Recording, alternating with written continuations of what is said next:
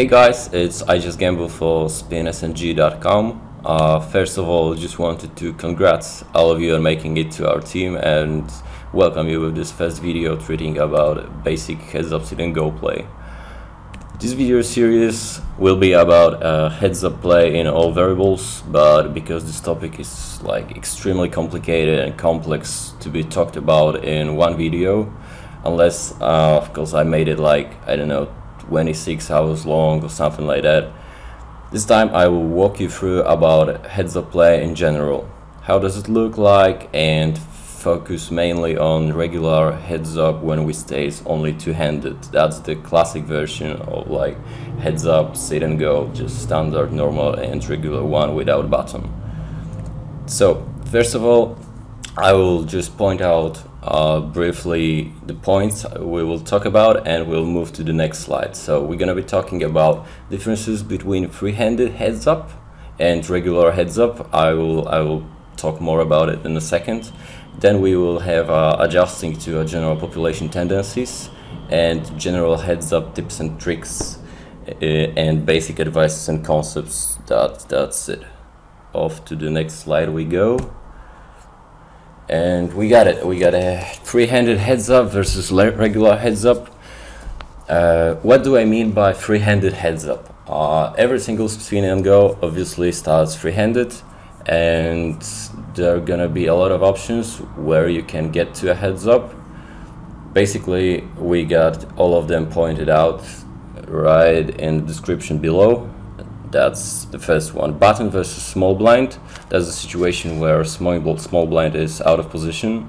After that, we got a button versus big blind. Then big blind is out of position. We got a situation when button folds, and we got only blind versus blind game. So basically, small blind versus big blind, and in that case, small blind is out of position. Our team provided you a lot of charts, and I thought that I'm not gonna be wasting your time just to, you know, tell you how to read them, because my colleagues already did that from what I know. So we'll just go straight to our heads-up sit-and-go game while two-handed, just the classic regular normal version. Right, so here we have our general population tendencies and few advices from us on how to play riddlers versus them. So right off the bat, the first one is limp 100% of trashy hands unless villain is leading over 50%. Yep, that makes sense, and it's pretty important concept, because let me just break it out for you. Every single time when we're gonna open fold, we in the long run gonna lose 0.5 BB, right? And if we're gonna limp trashy hand, let's say 9 BB deep, we're limping 8 to offsuit. We're still gonna lose in the long run just by playing that hand, but we're gonna lose less than 0.5 BB. It's gonna be 0.4, 0.3. But still, the expectation is way better of limping that hand than just open folding. Yep, that's it. Second one is population tends to fold relatively wide to flop check raises after they c-bet, although try to do it with some equity like backdoor flush draw or gut shot. Yeah, I hope that makes perfect sense. There's no need to elaborate on that. Okay, the third one is while in position, play rather tight and straightforward versus donk bets. Yep, that's pretty important. Our population tendencies check, proven that donk bets and a heads-up play by population are mainly value-ish towards side.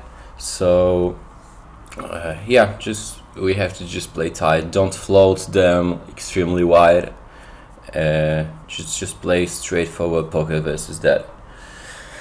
The fourth one is population doesn't fold to multiple barrels very often. C-bet flop as a bluff, barrel only for pure value or with good equity. Yep, I hope that makes sense. We're just basically gonna c-bet without equity one time, and if called, we're gonna just give up our hand unless we will catch up on some equity. Okay, off to the next slide we go. We get general heads up tips and tricks.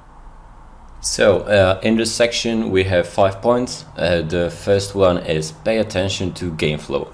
Alright, what do I mean exactly by that?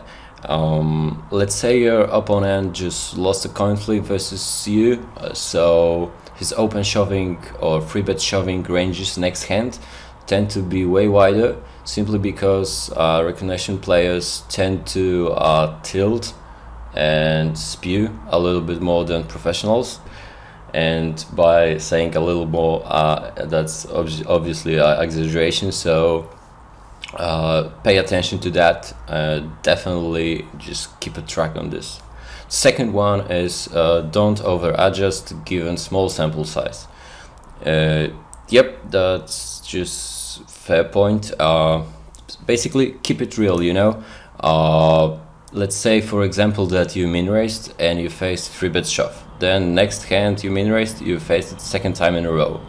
At this point you can't really argue to call super light in next situation, because it could easily be card spread, card distribution, or you name it. Also pay attention to your HUD stats. You will see in that particular case that your opponent is 3-bet shoving 100%, right?